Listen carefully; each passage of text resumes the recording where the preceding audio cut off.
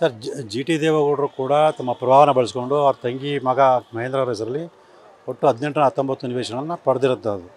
So ಇದ್ರ ಬಗ್ಗೆ ಈಗಾಗಲೇ ದೂರನ್ನ ಕೊಟ್ಟಿದ್ದೀವಿ. ಸೊ ಅವರು ಜಿ ಟಿ ದೇವೇಗೌಡರು ಸುಳ್ಳು ಆರೋಪ ಹಾಗೆ ಅಂತೇಳಿ ರಾಜಕೀಯ ಮಾತುಗಳನ್ನ ಆಡ್ತಾಯಿದ್ದಾರೆ. ಸೊ ಸುಳ್ಳು ಆರೋಪನ ಆಗಿದ್ರೆ ಯಾವ ರೀತಿ ಅನ್ನೋದು ಅವ್ರು ಹೇಳಬೇಕು. ಯಾಕೆಂತೇಳಿದ್ರೆ 2020 ಇಸ್ವಿಲಿ ಅವ್ರ ತಂಗಿ ಮಗ ಕೃಷಿ ಭೂಮಿ ಅಂತೇಳಿ ಕ್ರಯಪತ್ರ ಮಾಡಿಸ್ಕೊಂಡಿದ್ದಾರೆ. ಸೊ ಆಗಲೇ ಮೂಡಾದವರು ಆ ಭೂಮಿನ ವಶಪಡಿಸ್ಕೊಂಡು ಬಡಾವಣೆ ರಚನೆ ಮಾಡಿ ನಿವೇಶನ ಮಾರಾಟ ಮಾಡಿ ಆ ನಿವೇಶನದಲ್ಲಿ ಈಗಾಗಲೇ ಮನೆಗಳನ್ನು ಕಟ್ಟಿರೂ ಕೂಡ ಆ ಜಾಗವನ್ನು ಕೃಷಿ ಭೂಮಿ ಅಂತೇಳಿ ಸುಳ್ಳು ಕ್ರಯಪತ್ರ ನೋಂದಣಿ ಮಾಡಿಕೊಂಡು ಆ ಕೃಷಿ ಭೂಮಿಗೆ ನಿವೇಶನ ಕೊಟ್ಟಿಲ್ಲ, ಪರಿಹಾರ ಕೊಟ್ಟಿಲ್ಲ ಅಂತೇಳಿ ನಿವೇಶನ ಪಡ್ಕೊಂಡ್ರು ಅನ್ನೋದು ಯಾವ ರೀತಿ ಕಾನೂನನ್ನು ಜಿ ಟಿ ದೇವೇಗೌಡರು ಹೇಳಬೇಕು. ಈ ಮೊದಲು ಸಿದ್ದರಾಮಯ್ಯವರು ಕೂಡ ಇದೇ ಮಾತುಗಳನ್ನು ಹೇಳ್ತಿದ್ರು. ಆದರೆ ತದನಂತರದಲ್ಲಿ ಅವರು ಸತ್ಯಾರ ಅರ್ಥಕೊಂಡು 14 ನಿವೇಶನ ವಾಪಸ್ ಕೊಟ್ಟಿದ್ದಾರೆ.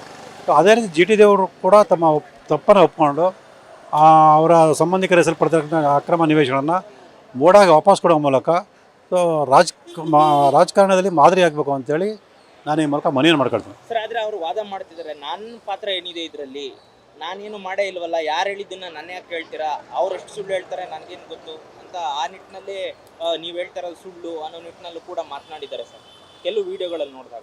ಸರ್, ಅವ್ರ ಪ್ರಭಾವ ಇಲ್ಲದೆ ಈಗಾಗಲೇ ಹೇಳಿದಂತೆ ನಿವೇಶನಗಳನ್ನು ಕೃಷಿ ಭೂಮಿ ಅಂತೇಳಿ ಸುಳ್ಳು ಕ್ರಯಪತ್ರ ನೋಂದಣಿ ಮಾಡೋಕ್ಕೆ ಸಾಧ್ಯ ಇಲ್ಲ.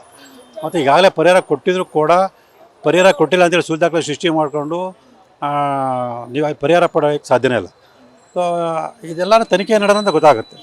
ಸೊ ತನಿಖೆ ನಡೆದಾಗ ಆರೋಪಿ ಸ್ಥಾನದಲ್ಲಿ ಯಾರು ನಿಂತ್ಕೊಳ್ತಾರೆ ಅನ್ನೋದು ಗೊತ್ತಾದಾಗ ಇಡೀ ರಾಜ್ಯ ಜನ ಗೊತ್ತಾಗುತ್ತೆ. ಸೊ ಜಿ ಟಿ ದೇವೇಗೌಡರು ಸುಳ್ಳು ಹೇಳಿದಾರ ಅಥವಾ ಸ್ನೇಹಮೇಕೃಷ್ಣ ಸುಳ್ಳು ಹೇಳಿದಾರ ಅಂತ ಇಡೀ ರಾಜ್ಯ ಜನ ಗೊತ್ತಾಗುತ್ತೆ.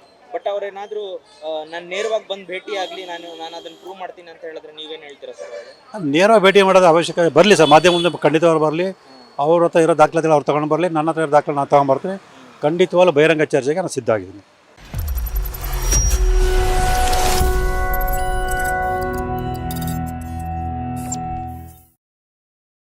ನೀವು ಗಿರವಿ ಇಟ್ಟು ಬಿಡಿಸ್ಕೊಳಕ್ಕಾಗ್ದಿರೋ ಆಭರಣನ STJ ಗೋಲ್ಡ್ ಕಂಪನಿಯವರು ಬಿಡಿಸಿ ಮಾರುಕಟ್ಟೆಗಿಂತ ಅಧಿಕ ಬೆಲೆಗೆ ತಗೋತಿದ್ದಾರೆ.